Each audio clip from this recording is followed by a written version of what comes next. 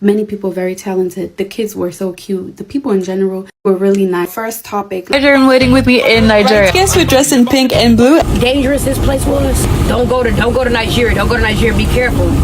Because things, I was literally begging people to take my money. Paying for things was super valid over there. So I went with $500 yeah, and I was able to go to 4 different cities. Nigerians are the best people in the world.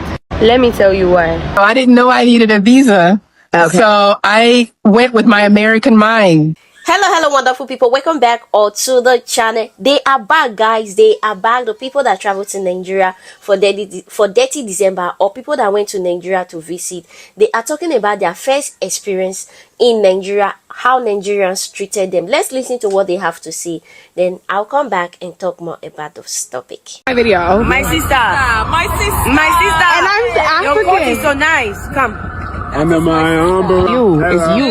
you. What's up, y'all? We're gonna start this video raw. After spending 1 month in Lagos, Nigeria, I finally dedicate my time to answer questions like these. Was it safe? How did you feel about the Lagos girlies? What were your good experiences? Y'all, we're gonna answer everything now and today. So make sure y'all watch to the end. All in all, I must say the Lagos people were so nice. Like, the people I met, so creative. Many people very talented. The kids were so cute. The people in general were really nice. First topic, Lagos girlies. All I can say is it was never that deep. It was never that deep, y'all. Of course, you cannot put 20 people in a pot and those are representing a whole city. But y'all, it was never that deep. We're not here to have a competition or something. Of course, I met cute girlies, especially randomly, or even being on the mainland, especially on the mainland. No one owes you a hi or a whole conversation if they are not interested. I'm fully with that. But being nice is cute, y'all. Being nice is cute. Having a nice etiquette is a cute thing to have. Of course, I know, and this is also an experience in general. I'm a foreigner, so people will call you like Oyinbo, will like wave at you, will call you my color, this and that. People will delay you, people will trying to bribe you, trying to get like money out of you, which is a normal thing. I cannot really blame the people because we know that from other countries. I've been to Brazil, I've been to Morocco, my country. I cannot really blame the people, I really blame the system at this point. So it was just annoying when we were delayed most of the times. That was really annoying. Stay prepared to lose a lot of pounds. Y'all will lose a lot of pounds. I don't know if our digestive system is just very bad because we're eating fake food basically here in Europe, etc. But y'all, I had to run to the bathroom 20 times a day. 20 times. I lost pounds. I don't know how much. I didn't even want to weigh myself. I don't know, y'all. Be prepared for that. About safety, I must say I always, almost every time, had male company with me, which was my man who invited me to Lagos, actually. Or even, it didn't even matter if it was female or male company. Most of the time, we also didn't attract unnecessary attention to us. And we didn't do like crazy stuff like being on the road by ourselves at 4 a.m. in the morning. Every time we went out, we almost had a group of friends with us. So I must say, when it came to safe, felt pretty safe. So shout out to Nigeria. It was not creepy or weird at all, in my opinion, from my perspective and my experience. I hope y'all enjoyed my little Q&A, if we can call that a Q&A. If y'all have more questions, actually put them in the comments. I want to know and I can give you an answer in specific. So yeah, make sure y'all stay tuned because more things to come, and let me know what y'all want to know and what y'all think. Come to Roar Nigeria waiting with me in Nigeria. Guests were dressed in pink and blue, and the groom's guests were dressed in orange and white. I've honestly never seen so many people at a wedding. The room was so big. There were 2 mega screens on each side of the room to be able to follow the ceremony from every angle that you were at. It literally felt like I was singing celebrities whenever I saw people on the screen. It's actually a tradition in Nigeria to throw money at the groom and the bride to promote wealth and abundance in their marriage. So that was really fun to see. I'm really used to Arab weddings, which are also extravagant but in a very different way. And I feel like weddings are such a huge part of a culture, so I just feel so grateful that I got the chance to experience this. Everything was so beautiful and so colorful. I loved it. Also, this was my dress. It's from a small shop called House of Nar, and I've never felt so snatched in my entire life. After the sat down ceremony was over, the couple came out in their last outfit change, and the venue basically turned into a club. One thing about African weddings, you will be well fed. Like, I don't even know how they did this. There was literally every type of food you can think of. And don't even get me started on the music. I had so much fun. It was all Afrobeat, and we basically danced all night. And this is me back at the hotel ready for the next day. You know, when I was coming out here, what they were telling me, how dangerous this place was. Don't go to Nigeria. Don't go to Nigeria. Be careful because they scammers. Okay, everywhere in the world is scammers. I'm from Detroit. People scam you everywhere. People kill you on the street. Listen, bro.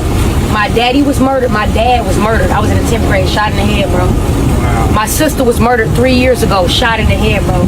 The most dangerous place you could be in is the U.S. This is probably the safest I ever felt in a long time, bro. Guess why? Because my own people taking care of me. They making sure I'm good. Like, where you going? What's the number? What's the address? You understand? But they got a whole different perspective of what Nigeria and Africa look like on the other side. Legit. Because they've never been here. They never been here. And the reason why they never been here, because they make it kind of hard to get here, but God made sure I was here. It's not there you want to go. It's home. It's our people who we need to bring home. Remember, they stole us from our home. It took us everywhere in the world. We got all the resources and all of everything we need that we need to bring back home. You feel me? That can empower our people, but that's not where you want to go. If I was you and I see this video, I want to encourage you to visit the motherland. You understand? Now that my December has been officially dittied and I'm back home, here are some things that I wish I'd known before I went to Nigeria. Now, I know y'all like to tussle, so let's be very clear. I watched dozens of Dirty December videos preparing. They were great with packing, but they weren't really great for the biggest obstacle that I faced while I was there, and it is money. Money as in paying for things. I was literally begging people to take my money. Paying for things was such a challenge. So this is why it was challenging for me. My parents, they just slacked on my citizenship. So I do not have Nigerian citizenship. Something that I did not see in a single Dirty December Nigeria travel video that I watched was how Nigerians tend to pay for things, which is mostly bank transfers. In theory, the account transfer process is actually really great, especially if your endeavor is to become a cash-free society. However, the network and the infrastructure and the systems are not exactly there yet. So what we were encountering, or what I was encountering, was a lot of, if they did take international cards, the system and the network was so slow. It was taking forever to process. And a lot of times I would be timed out. Then when it would go through, hours later, my credit card company would hit me with a double charge. So you're like, okay, Sasha, just pay for things in Naira. Well, because of the exchange rate, conversion rate, the Naira to the dollar is just obscene. So if you're trying to take out Naira, you're taking out a lot of Naira, and it's not good to have that much money, to be carrying that much physical money on your person. What is also frustrating is that when you go to certain ATMs, they cap how much Naira you can take out at 5,000 Naira. That's like $3.24 in USD. And if you do not have a bank account there, your cap is $5,000. So if I had a bank account there, I could have easily taken out upwards of, I think some banks are 50,000 Naira, some are 80,000 Naira, but it was 50,000 Naira. So I'm going from ATM to ATM to ATM trying to take out Naira. And eventually, what did my bank do? Hit me with the, girl, is you cool? Is this you? And there are so many times I'm calling my dad at like 3 a.m.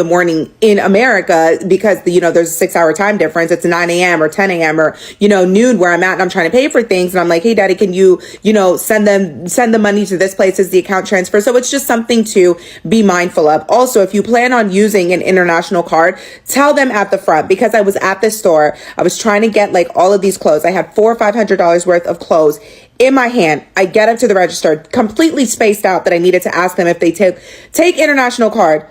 I get to the register. I tell them I'm going to pay with an international card, and they say, we don't take it. So frustrating. So that's just something to be mindful of. If you are going to Nigeria, make sure you either A, have a bank account set up there, or B, prepared to be carrying around a lot of Naira on you to pay for things. Why I haven't been the same since I went to Nigeria for the first time ever. So if you guys don't know, I was born in Italy and raised there, but my parents are Nigerian. So I went to Nigeria for the very first time last year. And let me tell you, it's a whole different reality over there. So I went there with $500 yeah, and I was able to go to 4 different cities, and I took the plane. 2 different times. I took the airplane to all those cities. So I was not even taking the train or the bus or whatever, right?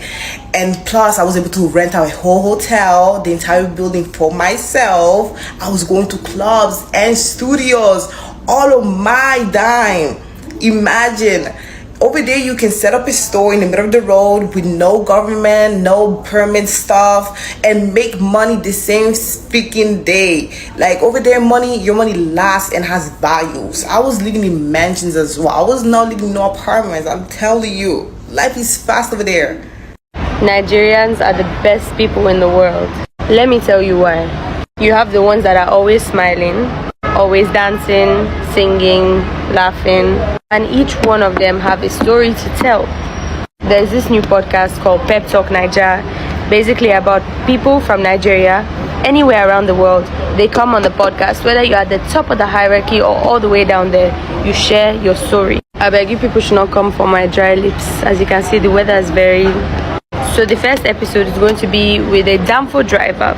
He is going to come on the podcast and tell his story about conductor issues, LASMA, road safety, police checkpoints, passenger wahala, all of these things together. And he also has a dream to become an artist. So he would come on the podcast, share his story, share his experience being a Danfo driver, and also sing on the show, and you guys be the judge if he can make it in the music industry or not. Simple. So stay tuned for the podcast. So you get to Nigeria and then... So I didn't know I needed a visa. Okay. So I went with my American mind. I went thinking you could just show up in Nigeria like you show up in any other state of the U.S. I showed up at the counter and I was like, the immigration counter, and I saw they had a visa on arrival. And I read that online as well, that if you did need one, you can just visa on arrival. However, the logistics of how to fill that out and how to actually do that requires you to actually pay before you come and to fill out the form before you come. What was the consequence of you misinterpreting visa on arrival? So I thought that they were going to send me back home directly, because when I got to the counter and they saw I didn't have a visa, they started speaking in their language. Pidgin? I don't know. Okay. How would I know? This is a person who only knows English. I was like watching them, and then I was trying to learn their body language. And so on my face, I had a blank face, like confused. But on their faces, they thought that I was like trying to take advantage of them or something, or like try to sneak into the country or something. I overheard one guy saying, "Do you know what the U.S. would do to us if we let her in the country?" So this is what saved me in a way. So first of all, social media saved me. That's number one. And I'll explain that in a minute. When they sent me back, according to the immigration rules, you have to go back the same way you came. So they could not legally send me back directly to the U.S. from here. Okay. They had to send me to Dubai. So they put me on a plane back to Dubai, and they're saying all kinds of stuff. And every single African in the airport was staring at me like I was in big trouble. To me, I'm just walking around like, I made it. But everybody else was looking at me like, oh, she's in big trouble, big trouble. Because the officers were with me. The immigration officer. I would have allowed to leave me alone. Trying to smuggle in drugs. Yeah, well, that's how they were walking with me, as if I had drugs, or a person. Yeah. Anyway, so we get my luggage and they put it on a plane back to Dubai. I'm literally escorted on the plane with an officer. I'm sitting next to an officer on the plane. That's crazy. They had to escort me all the way back to Dubai. So you get to Dubai, you turn around and come back. No, the way I came back, I literally that's why I say social media saved me. I get on social media and I just start like DMing people from Nigeria. Okay. And I'm like, hey, you're from Nigeria. Can you help me? You know that is so dangerous. No, I did not know that at that time, because in my eyes, I thought that everyone in Africa is so nice, a good person. Girl, God has you covered. Oh my God, that's gonna go so bad. That is a 419ers kidnapper's dream. You don't even have to be searching. I was told so many things, including like, don't get off the plane. They're gonna kidnap you and sell your organs. So I mean, as funny as that is, I can't believe people told it. And every single person that said this to me had never been to Nigeria. Yeah. And some had never even been to Africa. So that means their perspective was literally American born. A lot of people do not see Nigeria as let me go and I don't know a Nigerian. Yeah. So I've always wanted to come to Nigeria, but everyone was like, don't go if you're not going to visit someone who's not